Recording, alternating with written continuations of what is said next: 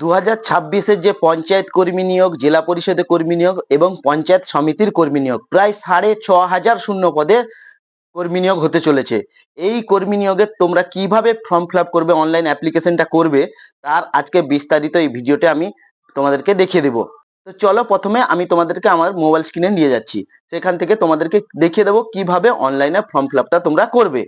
গ্রাম পঞ্চায়েত কর্মী নিয়োগ 2026 গুগলে সার্চ করলেই দেখতে পাচ্ছ। এখানে দিয়ে দিয়েছে যে 6,500 মতো কর্মী নিয়োগ হতে চলেছে। শিক্ষাগত যোগ্যতা দেওয়া আছে, বয়স সীমা, বেতন তাও দেওয়া আছে। আবেদন প্রক্রিয়া কী করে আবেদন করবে, এইটা হচ্ছে মেন, কীভাবে আমরা আবেদন করব। পশ্চিমবঙ্গ গ্রাম পঞ্চায়েত রিক্রুটমেন্ট ম্যানেজমেন্ট সিস্টেম, এইখানে আমাদেরকে ক্লিক করতে হবে। তো এখানে ক্লিক করলে একটা ওয়েবসাইট খুলবে wbprms.in। তো এইখানে খুলে এইখানে দেখো নির্দেশিকা, বিশেষ নির্দেশিকা বড় বড় করে ভালো করে লেখা আছে। বর্তমানে এই পোর্টালে শুধুমাত্র রেজিস্ট্রেশন ও প্রোফাইল সম্পন্ন করার প্রক্রিয়া চলছে, মানে এখনও ফর্মটা আপডেট হয়নি, এখানে রেজিস্ট্রেশন করতে হচ্ছে। হ্যাঁ, বলে দিয়ে এই ফর্ম ফিল আপ করতে হলে আগে একটা রেজিস্ট্রেশন করতে হবে, একটা প্রোফাইল বানাতে হবে, ঠিক আছে। তো হোম পেজে যাব, তো এখানে আমরা রেজিস্ট্রেশন করব। এই দেখো 3 লাইনের পাশে একটা ডট আছে, এখানে আমাদেরকে ক্লিক করতে হবে। ক্লিক করার পরে দেখো প্রার্থী লগইন এবং নির্বন্ধ করুন, এখানে আমরা রেজিস্ট্রেশন করব, নিচেরটা ক্লিক করব, নির্বন্ধ করব মানে রেজিস্ট্রেশন। তো এখানে ক্লিক করার পরে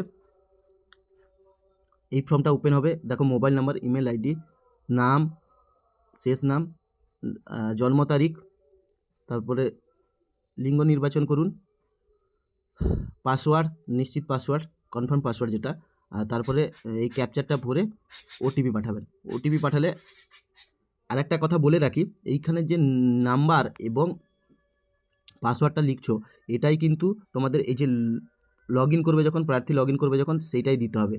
এই মোবাইল নাম্বার এবং পাসওয়ার্ড, এটা তোমাদেরকে যেই পাসওয়ার্ডটা দিচ্ছ সেই পাসওয়ার্ডটা ভালো করে মনে রাখতে হবে, ভুলে গেলে চলবে না। ভুলে গেলে কিন্তু প্রবলেম হবে, কেননা যখনই তুমি লগ ইন করবে, লগ ইন করতে গেলে তোমাকে এই মোবাইল নাম্বার এবং পাসওয়ার্ডটা দিয়ে লগ ইন করতে হবে।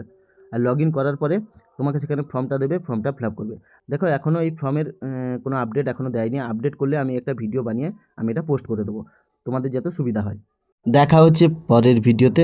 অবশ্যই ভিডিওটাকে শেয়ার করে দেবে। এরকম ভিডিও আর পেতে হলে অবশ্যই আমার চ্যানেলটাকে ফলো করে রাখবে।